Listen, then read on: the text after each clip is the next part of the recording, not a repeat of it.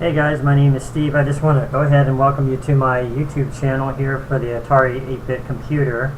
You can actually see my computer here in the background, and my disk drive is right here. This session I'm going to continue on and do something different for a change. This time I'm going to teach you how to go ahead and use the keyboard. If you don't know how to utilize it, you can basically use an open statement and you can set key codes to the ASCII codes, and you can read the individual keys on your keyboard, and you can kind of use them to control things. You might go into other stuff too, like maybe showing you how the sound command works and stuff like that. There's actually, there's 4 channels, 0 to 3. So if you're interested, maybe I'll show you that too. But I just wanted to kind of give people an upstart on it. I haven't put a whole lot of basic programs out there. Mostly it's been a focus on assembly, so I apologize to those intermediate and those people who are kind of new and stuff like that. So anyways, let me just go ahead and kind of swing the camera around here so we can get this started, and we'll see how this goes. And what I'll be doing is I'll be doing it step by step. This time it's not going to be a full-fledged program put together. I'm just going to kind of, if you've seen one of my early videos, I kind of done this. I kind of went through it and just started writing the code and just kind of seeing what I came up with and stuff like that. So let's get started there.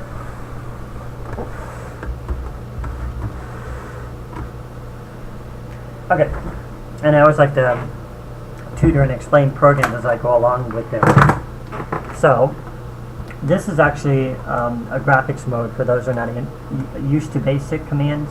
You can set up graphics modes in the Atari computer from 0 to 13, as long as you have what's called the GTI-A chip, which is a special chip that was created, I don't know when the year it was created, but it was created to upscale the graphics that Atari was lacking from the older Atari 400 computers. And the older Atari computers had what was called the CTI-A chip.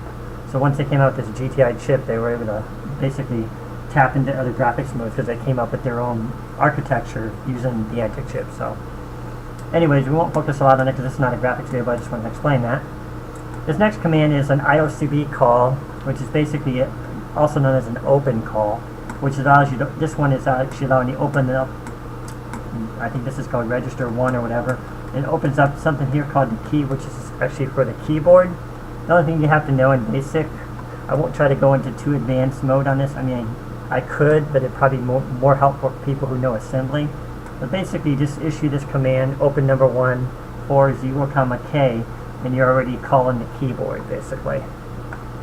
This next line is just a simple position statement. This takes the cursor and it coordinates it in between the pixels on the screen. And each graphics mode varies, so you're setting it up between, well, I'm going to explain, you're setting it up on a computer monitor here that basically, if you look at it real closely, any television screen or whatever you have, you can see the little dots in it. This is actually the resolution that makes it the pixels in your screen. And what it does is you can position coordinates actually between the horizontal and the vertical. If you also refer to it as mathematics, just think of it as the X and the Y. There's no Z in Atari unless you're going to do like 3D graphics or something like that. So we're not going to go into vectors and all that. But anyways, what I'm going to do is I'm going to explain this. This is positioning it over 3 dots. So if you figure out it starts at 0, you just count 0, 1, 2, 3. And then that's where the first position would be. And then this is the Y coordinate, or the vertical. And you just count down 0 to 10, 0, 1, 2, 3, 4, 5, 6, 7, 8, 9, 10.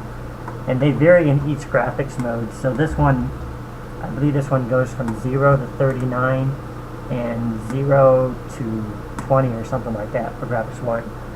But may not be completely accurate on that, but that's how you position them in each graphic mode. Like the larger ones, for example, like graphics 8 can go all the way over to 320, from 0 to 320, and from like I think 0 to 200 and some or something like that. But anyways, that's what it does, is it positions the line. This opens up this number 6 to not go into a lot of advanced stuff here.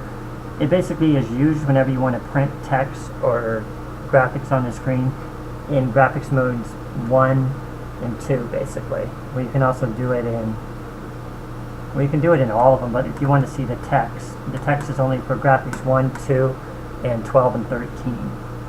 There's also higher graphics beyond that, but you have to add the plus 16 to get those higher ones, and it basically isolates or removes the text window at the bottom. So let me show you what this program does. It's really simple. We'll kind of build upon it. It's just a shell for now.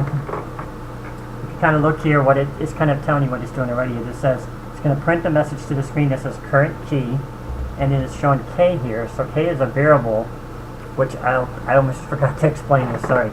This next line here, it gets the keyboard. So it's a command that issues a call using the open statement here and registers with this K to get the keyboard, and it represents a variable K, which is what this is doing up here. So basically it's going to wait until you press a key. Once you press a key, it's going to respond with the code up here, and I'll show you how that works. And I also need to explain something called ASCII codes.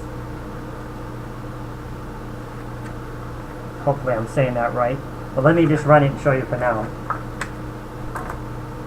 Kind of what it does. It's real simple.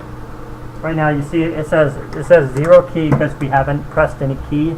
So K is still 0 because anytime you don't set up a variable and initialize it, it's just going to be 0. So right now it's still waiting for a response. So to hit the keys, I just hit the A key. So the A key would be 65, B, C, D, E, F, G, and I could go through the whole alphabet basically like that. And then if you want to hit like control keys, they'll be a little bit, you know what, I just noticed I need to fix that. Control key, I know what I gotta do. Well, like I said, this is something we're going to work with. So basically what I have to do here, I fix this line right here. I want to erase anything else that's in between here because it's writing numbers to there. It's not going to erase them every time you hit them. So that should work now. Let's see. There it goes. You see the 123? So it's basically printing the numbers instead of just... So I'm just touching the keyboard and it's just going around and it's just changing stuff. Like the space bar is 32. The enter key is 155, is that right? Yeah, I guess it is 155. Okay, I haven't done this in a while. The start key and select key, option key will not respond to this because they're set up in a different, basically a different memory location that houses them. You would not use them to initialize through the keyboard. The open statement can't access anything to do with the start keys, or the console keys. So let's see, the control keys, this sensor command is down here, so the number keys. Now let me kind of explain this, what I've been doing, to put it together for you. So this book right here, I want to introduce to you. I've showed this before, but I'll introduce it. This is the Atari ASCII System Owner's Manual, basically.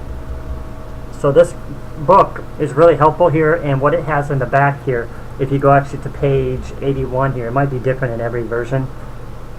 But in page 81, you'll see something here called the ASCII, it's known as ASCII character set. And if you look there over to the left there, you'll see something that says decimal code. That's what we want to pay attention to right now, because that decimal code is representing a key when we're pressing on the keyboard for right now. So basically the way it's doing a computer setting an interrupt, and it's looking in memory for a table that's set up for these keys. And individually it'll point to those numbers, and that's how it responds to a key press whenever you use the open statement. And here's what I want to show you most importantly. Okay, this just continues on. The keys go up from 0 to 255. That's how many keys can be stored, which is also how many bytes can be set in a location. And you see here these ASCII character beside it. Those are the keys that are going to show up if you press them on your keyboard, and there's going to be a decimal code encoded with that in the keyboard table, basically, or the handler if you want to call it that. And I'll explain that later. I'll try to get it to print the ASCII characters too, so we can kind of see what they look like. Because right now it's only printing the decimal code, because that's all we've done, is we told the computer to print a variable, and we haven't done anything else. But if you look down here further, you'll see there's other characters here. Down here, these are other characters that respond to different characters, and remember, it's always just these codes over here. We go back up here. We see it says decimal code up here, right there. So decimal code is going to correspond to all these keys that you're seeing over here, basically. And if it flips on the back here, and it just keeps going. Like I said, if you can get a copy of the ASCII character set, you'll be able to see all this. We'll have to. I will try to find maybe a link or something for you guys too. This is just showing the numbers, and then down here eventually the letters start. Let's see, right down here, I know it's 65. So it starts at 65 and it just continues all the way down. And it just keeps going. I'll show you this one. And this is another page. It's going from L, which is 76 decimal code. That goes down. Well, let's see, the letters end at 90. Then they start into some other characters. And eventually, down here you see where it says control. It starts and sets a separate, they have different codes or something I see there. Can't really see that, my arm's hurting so bad here. Then it goes into lowercase after that. We're going to flip on the back and we'll have more lowercase here. And see, now we're already up to 122 for the lowercase z there. And now we're going into what are called special codes, which are like, a lot of these can be used for clearing the screen and doing different kind of calls that you want to do with your computer, different kind of controls basically. There's escape code in there too, I think. Yeah, right there, escape control. And then you see this down here at 128, where it shows that little heart there. That's going into something called inverse characters. Excuse me, my arm is getting really tired here. That's going into inverse characters right there. So whenever you hit the inverse key on your keyboard, which is located at the bottom right of your keyboard there, it changes the background, or it's basically called the masking of the bytes and that the bits. So I'm going to finish this off just to kind of show you, so you can kind of get a gist of what's going on here. The ASCII characters, these are all the inverses here. You can get those just by holding your control key on the keyboard and just pressing keys, and you'll see them. Sometimes they're printed on the keyboard. I think the newer ones had them printed on. The 800XL, as far as I know, they don't have them on. And it goes into the alphabet there. 193 starts the uppercase A in the inverse. And it just kind of goes through here to the back here. I think you're probably getting the hang of this now. I just wanted to make sure people know. And it goes down there and sets some more of the inverse keys for the control keys. And these are the lowercase here. And then eventually we finish on the back here with the very end right there. So then we got up to, you see it's 255 there. So now that you've got that in your head, let's continue back to the program here and make some sense of it. Okay, like I said, it's probably good to get a copy of an ASCII character set to follow along with this video to understand what's going on.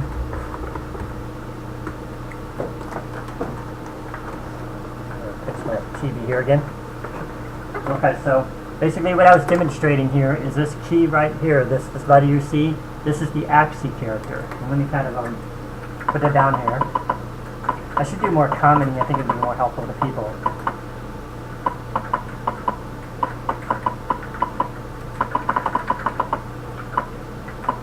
So that'll kind of give you a guide there. And like I said, when I go to run the program here again, you'll see that when I'm pressing the keys, it's just responding to those ASCII characters. Now, I said earlier we were going to try to get them to print out. Let's see if we can get them to print to the screen. Not all of them will print, but I'll show you a new command here. We're going to pin this to our current line here. This is called concatenation. That's the newer word for it. And concatenate just the letter K in here. You might also be able to do this. Let's see, enter strings. Let's see how good my memory is on this. Okay, let's see what we get out of that. I don't like how it's positioned, but you see what it's doing right now is I'm pressing the key and it's picking up that key. I guess we don't need the other part. Let me just erase that.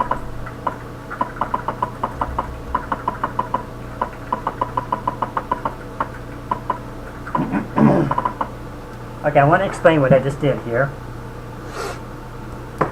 What you see right here is just called a character string. So not a way of listening at it, or CHR string if you will. And then it's taking the letter K, so whatever we press here on the keyboard, it's going to imprint that inside of here, basically transfer it in here, so that you can see that individual character.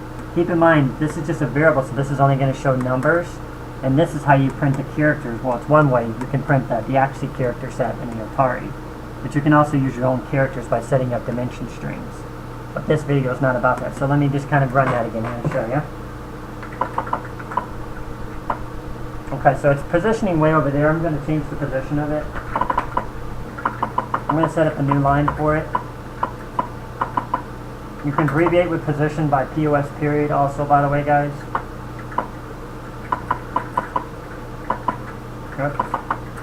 do the number 6 too, because we're outputting to the screen. I think that should do it. So we're going to erase our other line up here. Okay, let's run it again. Okay, now it's actually centered underneath. What I should do is I should center it underneath the other. Let me actually put it right beside it. I think that'd be better. Make this any more complicated. So let me count the characters here. 0, 1, 2, 3, 4, 5, 6, 7, 8, 9, 10, 11, 12. So maybe 14 would do it. I'm just positioning that letter right next to the other one on the same line. So now, oops, I'm going far enough. Forgot about the extra spaces. Let's back this puppy up a little bit here and pushes out about 16. Let's see if that'll do it. Okay, why are you pinning that to that?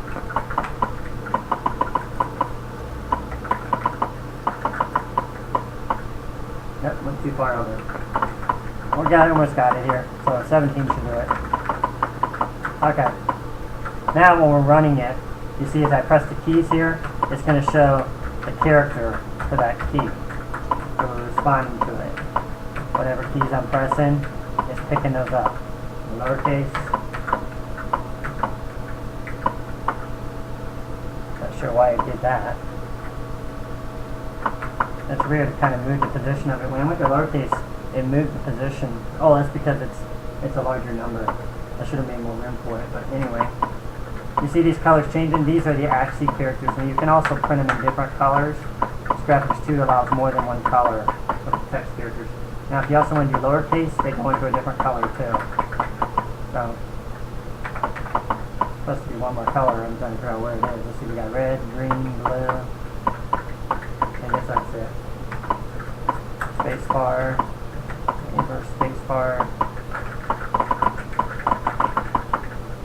Break will stop the program. It doesn't respond to the keyboard. Okay, so the next thing I want to do is I want to kind of show you how to use these keys to gain control of different stuff you want to do in a program. You're going to learn about something called conditions. For people who want to know, it's basically checking a what-if kind of thing. If I do this, will make this happen, or if I do this, make that happen. So remember the ASCII character set. Keep that in mind because we're going to be using that all throughout this tutorial.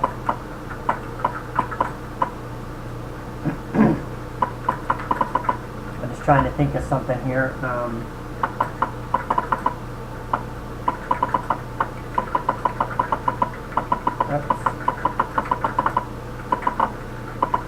Inverse, just hit the inverse key.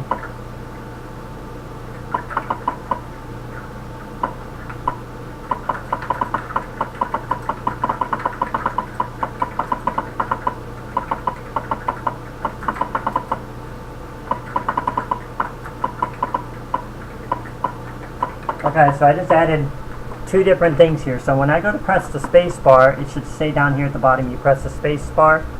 And if I press the enter key, the return key, it should say you press the return key. I should just saw me put there in the program. So let me reposition this monitor again.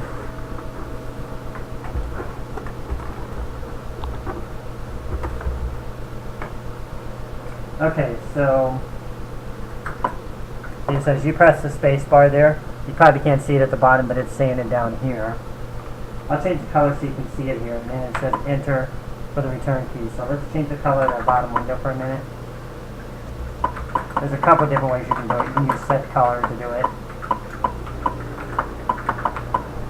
Oops. There we go, set color 1. I don't ever use set color. It's probably set color 2.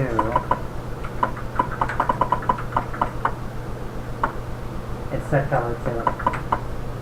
Change set color 2. We'll make this bright too. So set color 1. That should make it bright enough.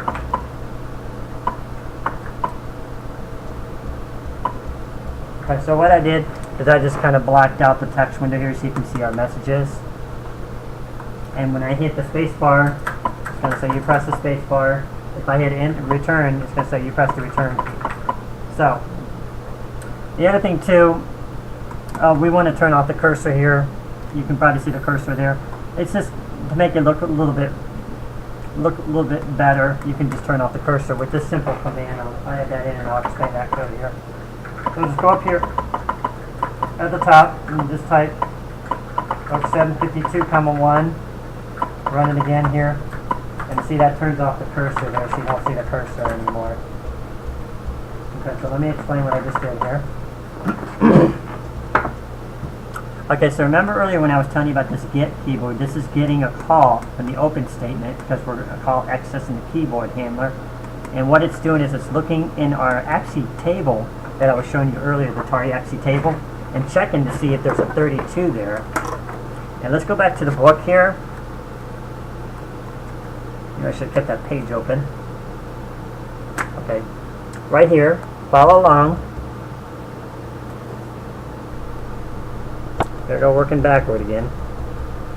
Alright, let's see here. I got like the camera way over in the corner now, I can't even reach it. Alright, so it's over here. I just saw it a second ago there. You see what it says? 32, and look over here, it says space bar. So basically that's what this is doing right here. This is just looking at the ASCII code and checking the letter number for it. Remember, this is a variable. And once you've used that number, you can use it to print messages or do it anything you want. I had it one time where you would press the space bar in a game and you could skip screens and do stuff like that. Like in a game program I wrote one time. And the next one is for the return key. Once again, if we look in the book here,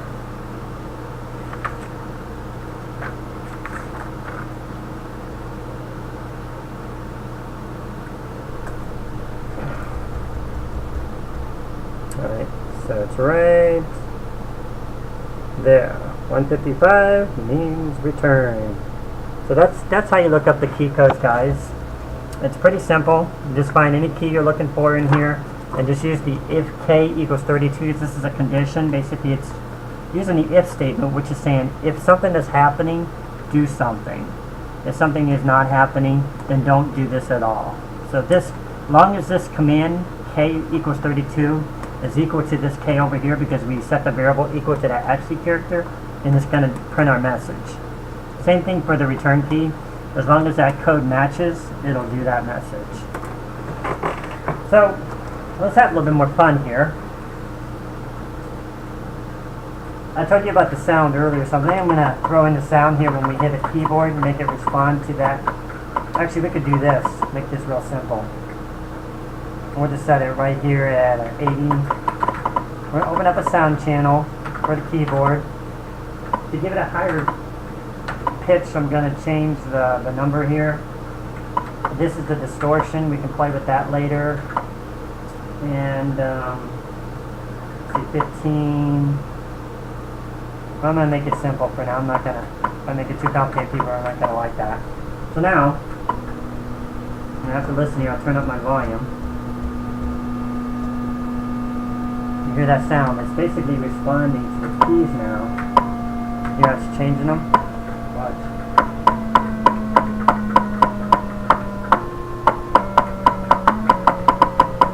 Watch it.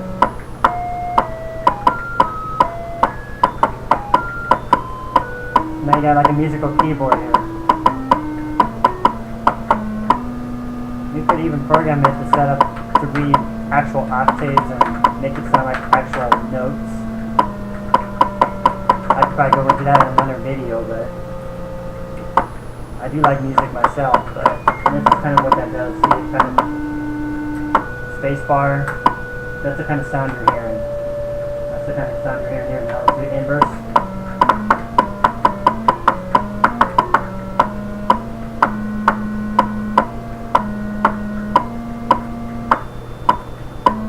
Trying to make the music out of it, but it just didn't work. Okay, so let me go back and explain that.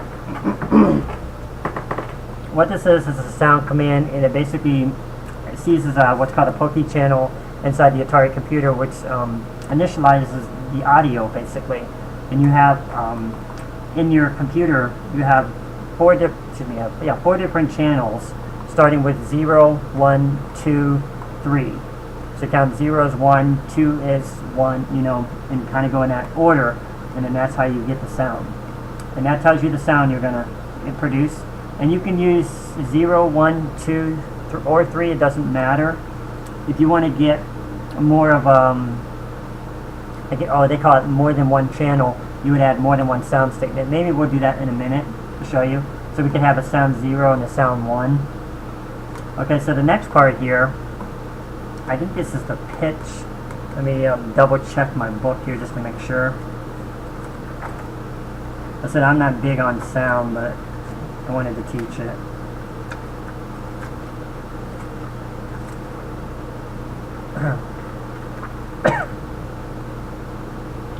Here we go. It's on chapter 7 in my book. Okay, let's see. Distortion. Here we go. Yes, it's the pitch. So basically it raises it up and down, the voice of your computer. So what I'm doing here in this example is I'm taking the key that we're pressing. If it's 32, it's multiplying by 2. If it's 155, it's multiplying by 2. And whatever key you're pressing, if it's A, it's 65. And just goes right through the control characters and the inverse, and that's how it's changing the sound. So if you look up your ASCII characters, you can probably see where that key is coming from and how it's producing that sound. Okay, so the next parameter here is called the distortion. And this changes kind of, it's called the frequency here as I'm reading it here. Let me see, 0 to, no, I'm looking at the wrong thing here.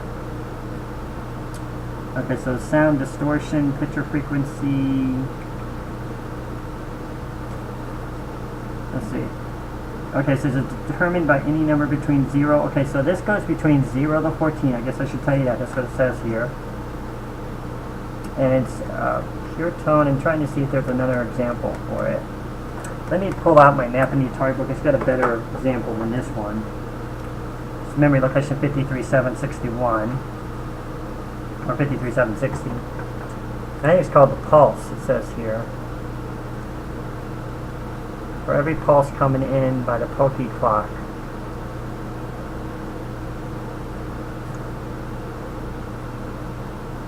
I think it's the pulse.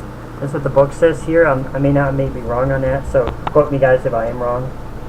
It says right there the number n used to divide by in circuit. Where did I see it? Maybe it was up here somewhere. Well, anyways, we'll just call it the pulse for now. It's also known as the distortion, and it just basically changes the kind of sound you can hear. I'll show you in a minute as we change this different number. You're going to hear different kinds of weird sounds. Like right now, it's a pure tone, and then once you start changing it, you can make it sound like a train, a car, an engine, or anything you want it to sound like. And this last one represents the volume on the computer, so it goes from 0 to 15. So 0, obviously you will not hear it because that bit will be off, and 15 will be the loudest as we have it set right now. So let's go ahead and add in the other one, and we're going to change the distortion on this one. I'm also going to multiply this by another number. I think it's 8. We'll lower it by a little bit so we can still hear the other one. Let's see what it sounds like. Hear that weird sound? That's the distortion. So you're hearing that echoing in the background with the other key as I'm pressing them. The other one's the distortion noise.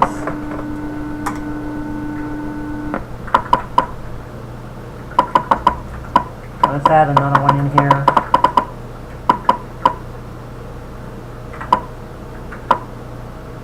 I'm just skipping them by increments of 2 here. I'm going to put that back to a tone.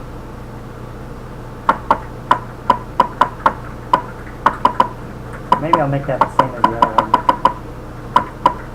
That's a pure tone. Now it's starting to sound like music, isn't it?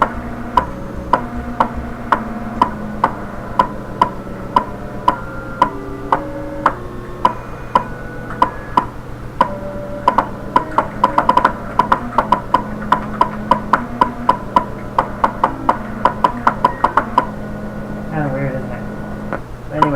that's doing there. So see, the next thing I wanted to show you is I wanted to show you maybe to have some fun with the keyboard and stuff you could do to respond to it. Like I was showing you could print messages, you can make it clear the screen. In a game, you can make it say you picked up an object or something like that. This isn't going to be a game tutorial, but I wanted to kind of show you some of the things that you can do with the keys and stuff like that.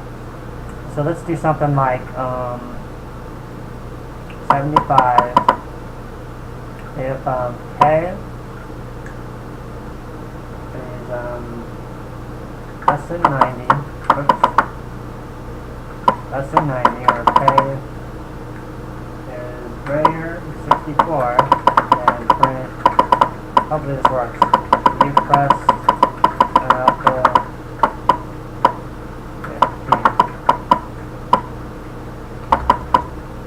and then we'll do this one. Well, let me explain this one. This one, if it works correctly, is supposed to say if you press the character between 65, because it's greater than 64, and less than 90.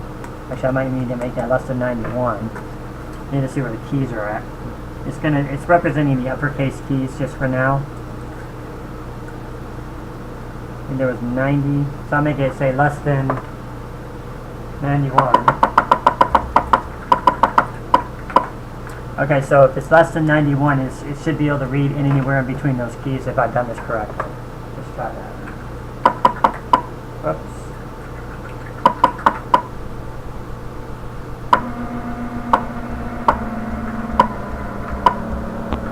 Let's see if it does it now. It still seems to be printing it. Alright, what about pressing the space bar? Oh, it's going to be printing it. 51. That was really weird. Okay, so let's see if it's going through here. It's saying you press the space bar. Maybe we have to make this message get erased or something. If K is less than 91. Oh, I put K is less. I did this backward. I should have done this. I was thinking I should do this. If K is greater or equal to 65, and I did an OR statement too. I messed myself up there. And K is less than or equal to 90, and that should work. There it goes. Now see, if I'm only pressing the space bar, it's going to say space bar, but as soon as I press an alphabet key, it's going to tell me I pressed that uppercase key. And let me kind of explain how that works.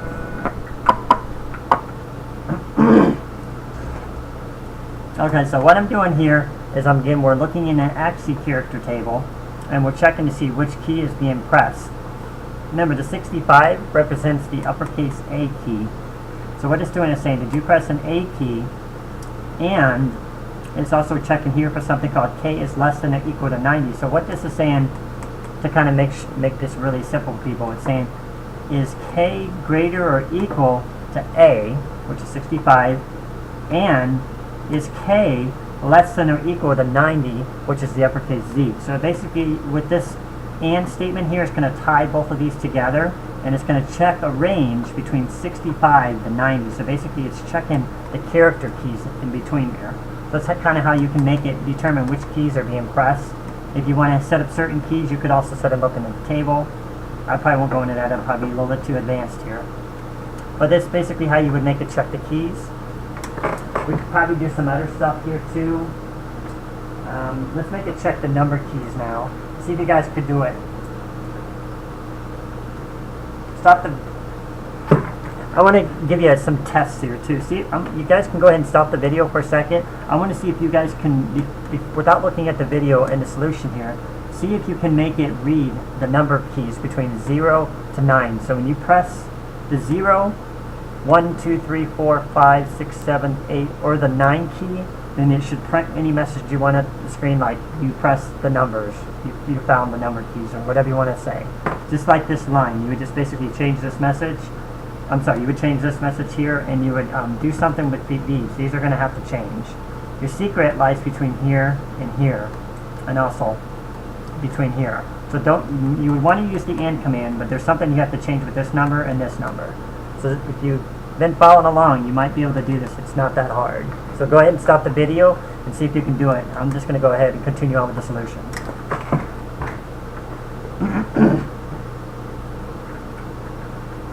And these line numbers down too.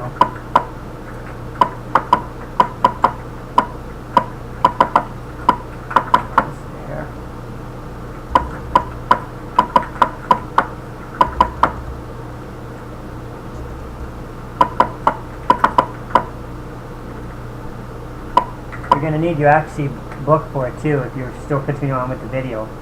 Make sure you have your ASCII table and go ahead and stop the video.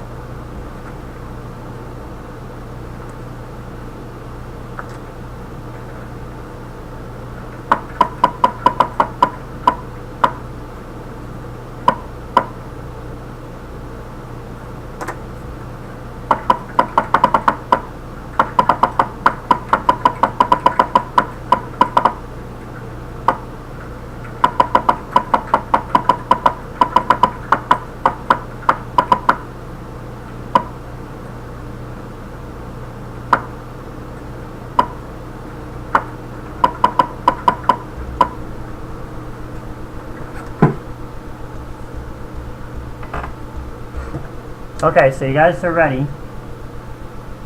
Go ahead and compare your solution and see how it comes out with mine. I'm going to run the program and then I'll show you the code. So remember, if I press the 0 between the 9 key, it should print a message down here.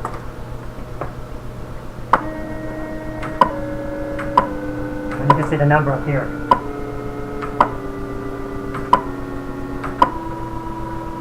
It's like I had success on it.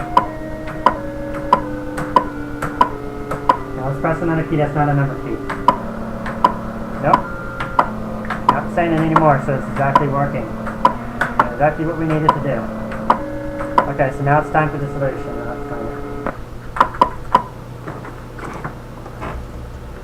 Okay, like I said, it was just real simple. All you had to do is look up an ASCII character and you want to look at the range of the numbers. And if you look in the ASCII book, I'll bring it back up here for a minute.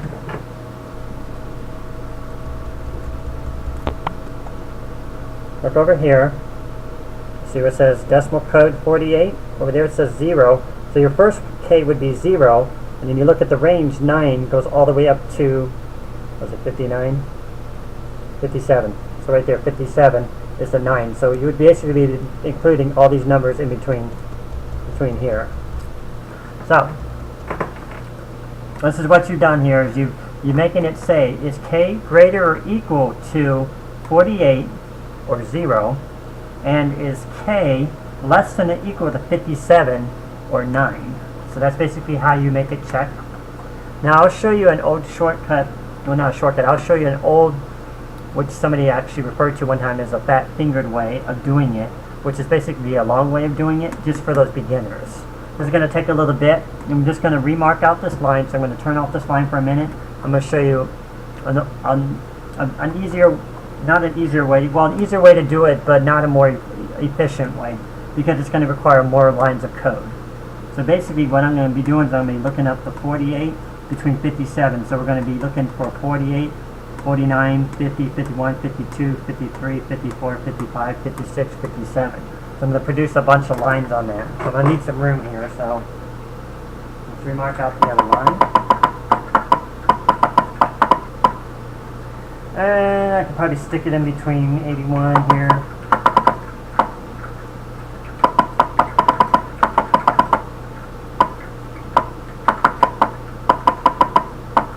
Oh, and this character you're seeing right here, whoops. Oops, what happened to my line? I forgot to save it. Oh, you know, I never entered it. Oh, give me a second here. So, K equals 48.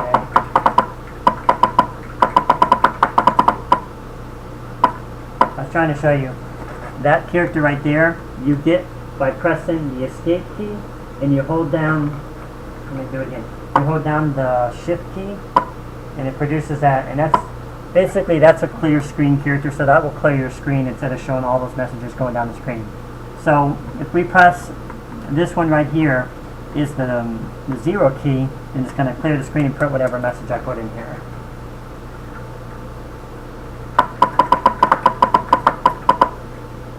press a number 3.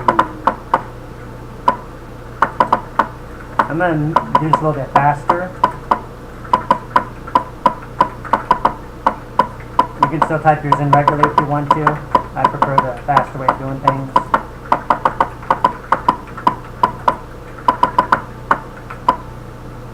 Let's see how many I got left here. Make sure I have enough room.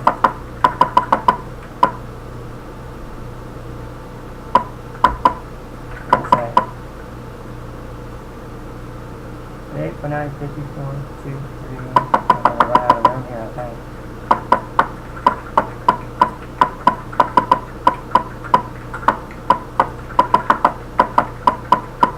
Hoping to squeeze them all in. Notice I'm off by 1 character, so I'm going to move this line up 1 and set the next one to 90.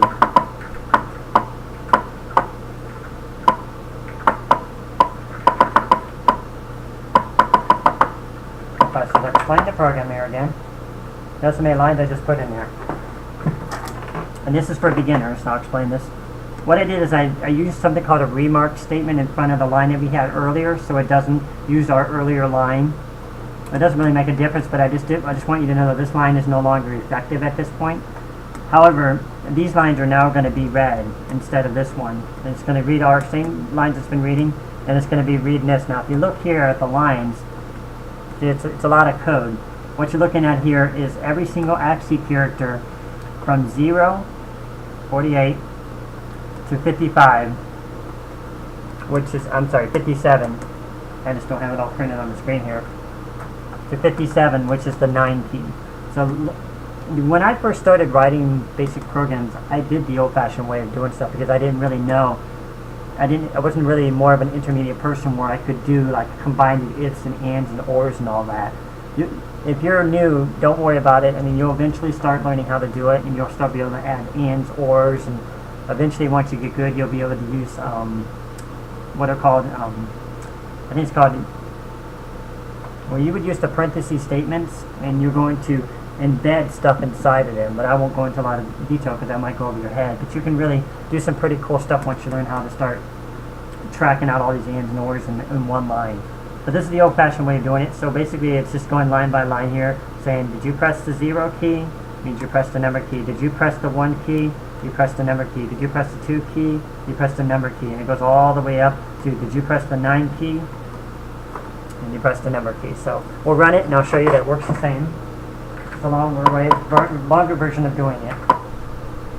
I'm still responding to my number keys. Now I don't press number keys this time. No longer responding to them. I'll press the number key. Notice that also, when I press the number key, it erases the screen. The other keys won't because I don't have that little character in it, but if I press the other keys, you're going to see I'm scrolling down the screen like that. As soon as I press the number key, watch, it clears the screen. So,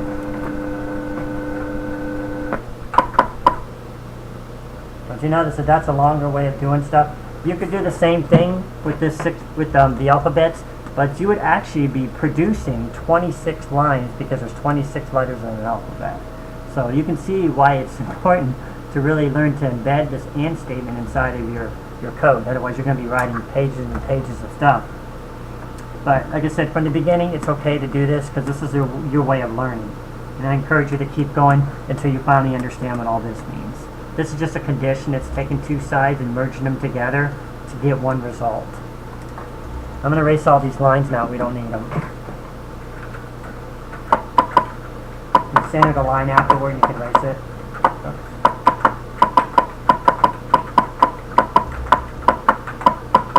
There we go.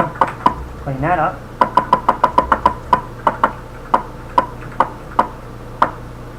And if you want to know what I just did there, what you do, if you want to insert, you hold the control key down and you press the insert button when you're inside a line and you can insert. You hold the control key down and you press the delete, and it'll delete. And that's just kind of another way of doing stuff. So, and for those of you who didn't hear that,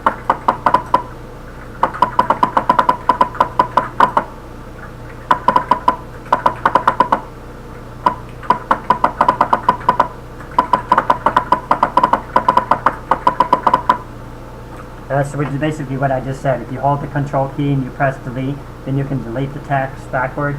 If you hold the control and you press insert, then you can move it over. So, and take out those lines, you don't need them.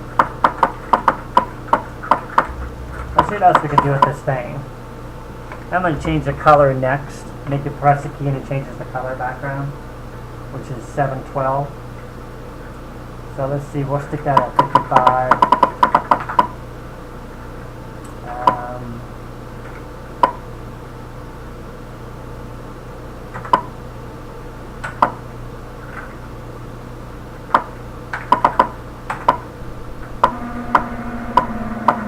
So now I'm pressing the keys and it's responding to whatever key code and it's changing the color multiplied by 2.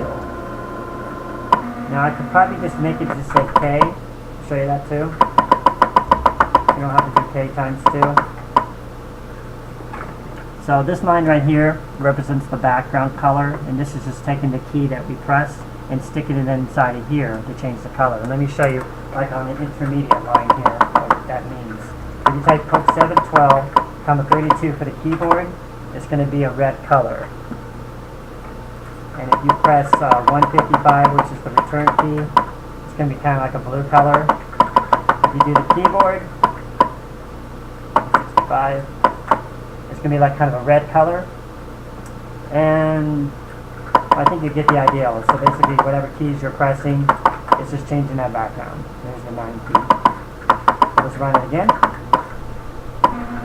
So as I'm pressing it, it's changing the colors in the background. Holding the control key down, hold the inverse, different colors, lowercase, get different colors with it basically.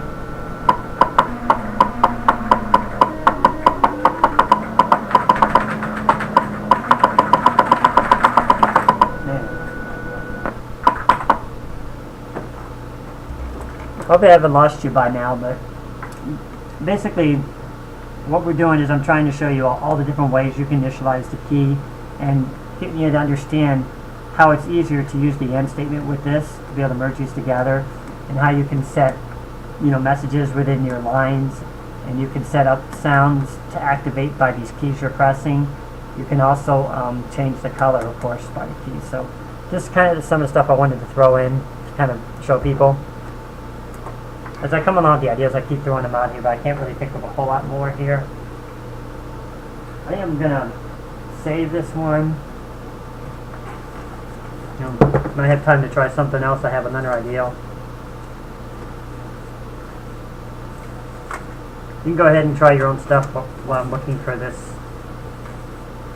These disks are filling up so fast. Now that I'm actually writing programs. Let's see.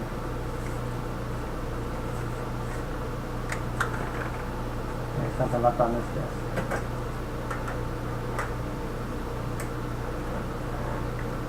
I get a name for this program. I always like to put my title in here.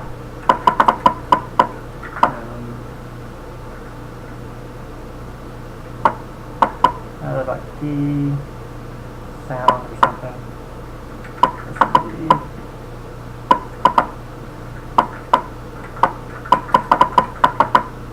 Control backwards. So control delete. Get that. We're going to save this and hopefully it saves.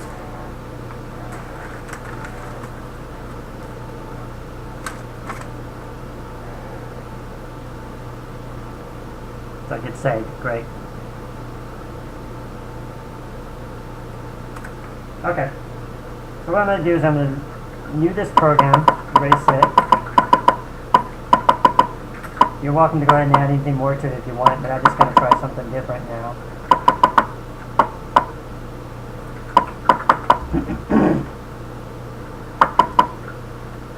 I'm going to teach you something else here.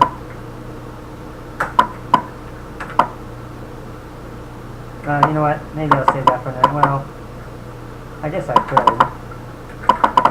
You've probably seen these in earlier videos. This is just setting up a string.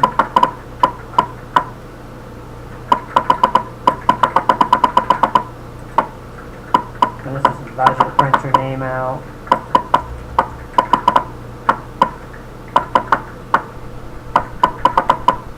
Oops, later on.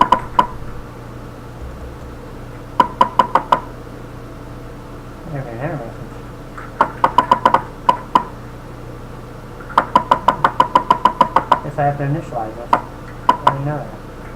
I think it's something different on the Commodore, but on this one it wants me to initialize his name. Okay.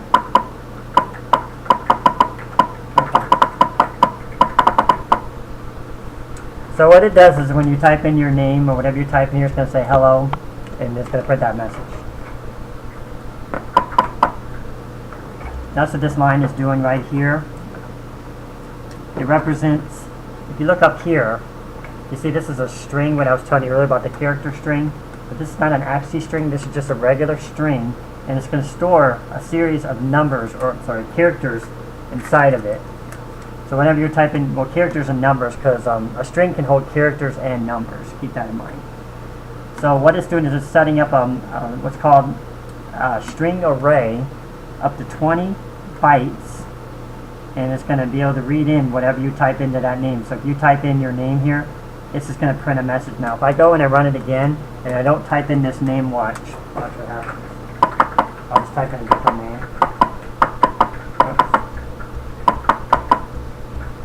Oops. It basically doesn't print anything, because it doesn't, I just noticed over here, it's not, you're not able to see that. Oops. I typed in Bob. The camera doesn't want to read this. Let's see if I move it down here.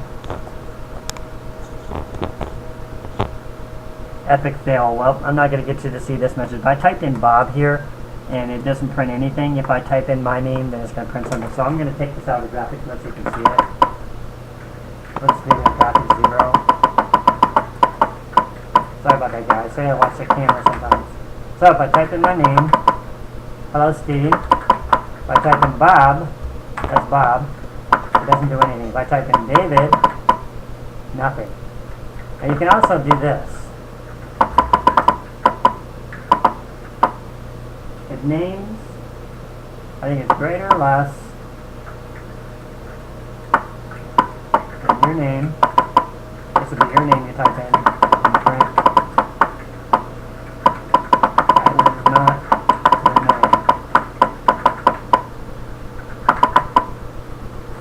So now, whenever I'm typing a name that's not Steve or whatever name you want to put in there for your own name, it'll print a message saying that is not your name. Camera just went on a jinx here.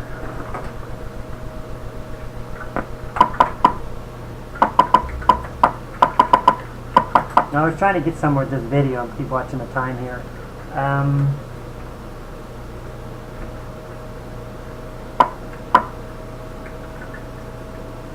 Let's see if we could do something like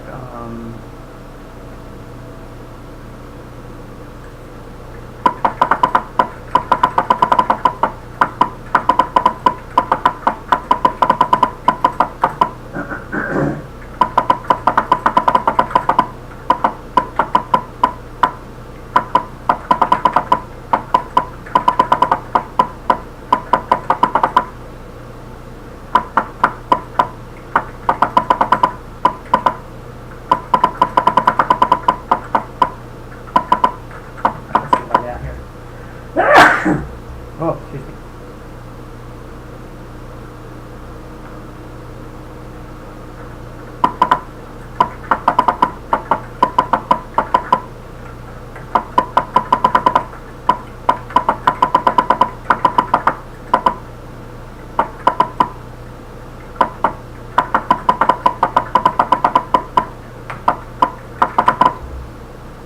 Try not to go too far-fetched on this, but I'm writing a mini little game here, basically.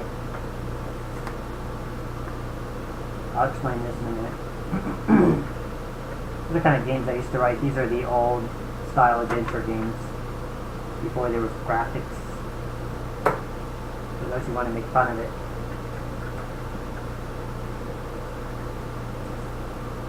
What's that right there?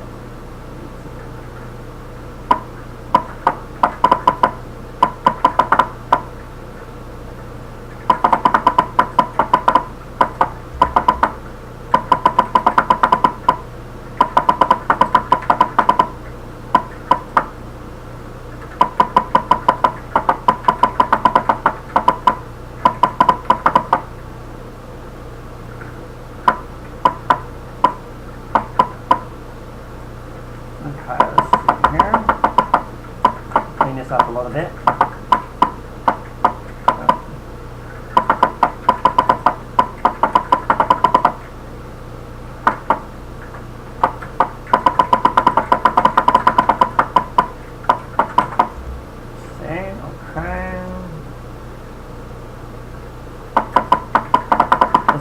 This is used for the character. If you look it up in the ASCII keyboard, I've done this, I'm sorry, it's 125. 147 is Commodore, excuse me. 125 clears the screen.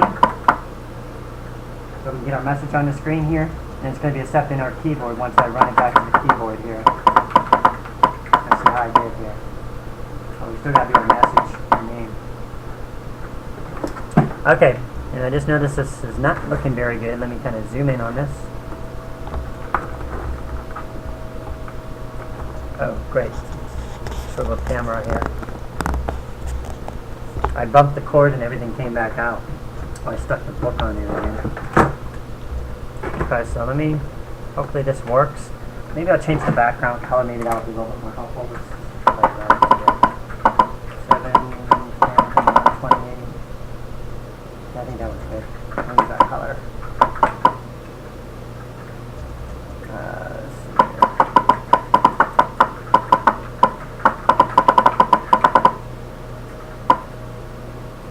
One with text.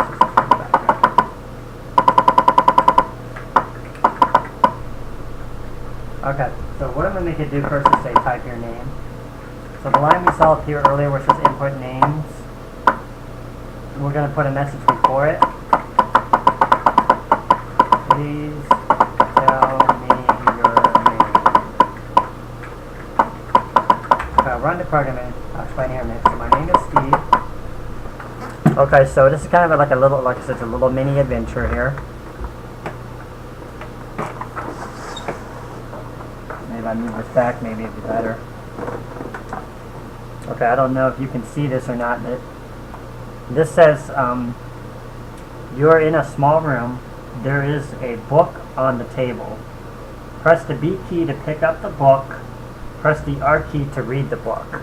So remember earlier what we were learning about the keyboard. So now, if this works correctly, and I know this is an inverse B, but it's supposed to just be the B key. I wanted to show you where it was here on the screen by highlighting it. But it should basically print a message based on whichever key I'm pressing. Now, if I press anything that's not the key, it won't do anything. But as soon as I press the B key, watch, you picked up the book. So basically, we're writing our own little mini game now. Now we're going to press the R key. Now, if I'm not pressing the R key, it won't say anything. As soon as I press the R key, it gives me a new message. You picked up the book. The book says, "Welcome to the House of Mirrors. Try to navigate your way out."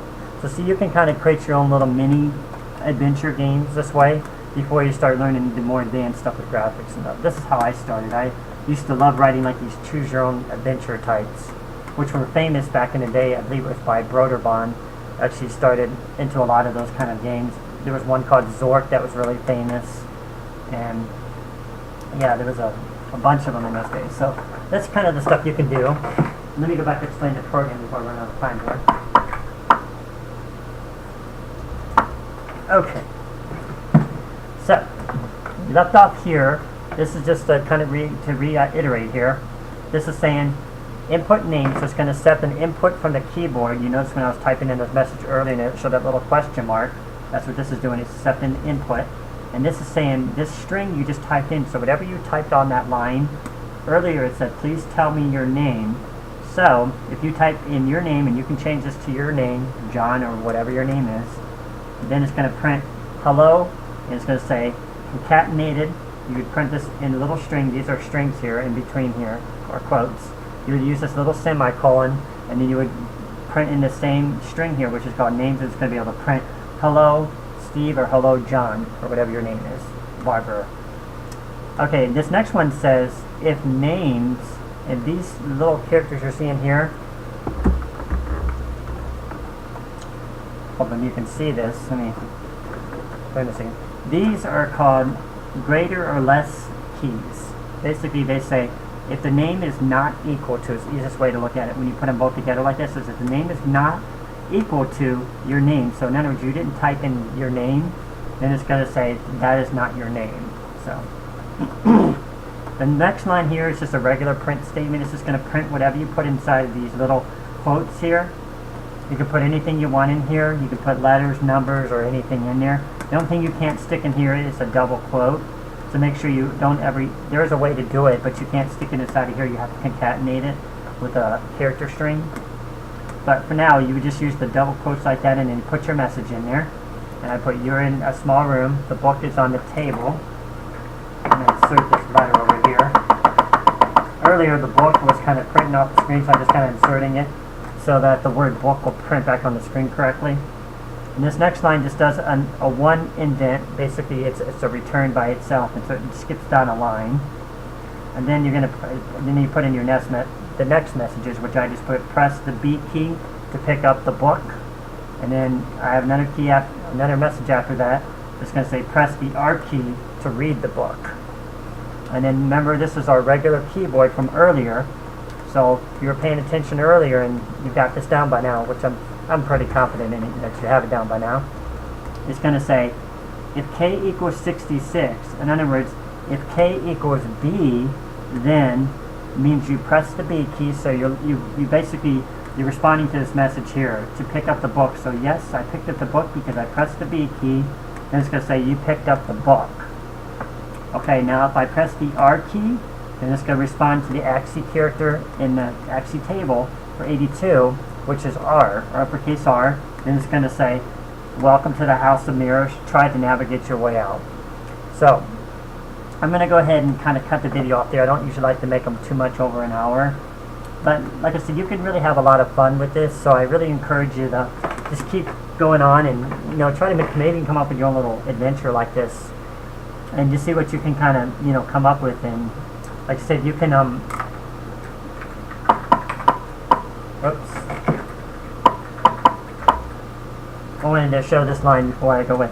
You can use this print CHR strings 125 to clear the screen anytime you want. So if you're typing in to go to the next room, and just say, for example, G is your go to the next room, you can type this line, print CHR strings 125, and you start printing out more of those print lines, and it'll erase the whole screen for you. So it looks like you're actually inside of a game. So it's basically changing the stuff and changing the screens and scenarios as you go along. So anyways, I hope you enjoyed this session. As it was mostly to cover the keyboard and to show you how the sound works in general with the Atari computer. If you're interested, definitely go ahead and subscribe to my channel. Always taking feedback. I'm also open to suggestions. People want to learn new stuff. I just kind of put out there what my knowledge is right now until I really know what people are looking for. So, as I said, definitely go ahead and subscribe, and I'll be happy to keep up with this on this session. Thank you.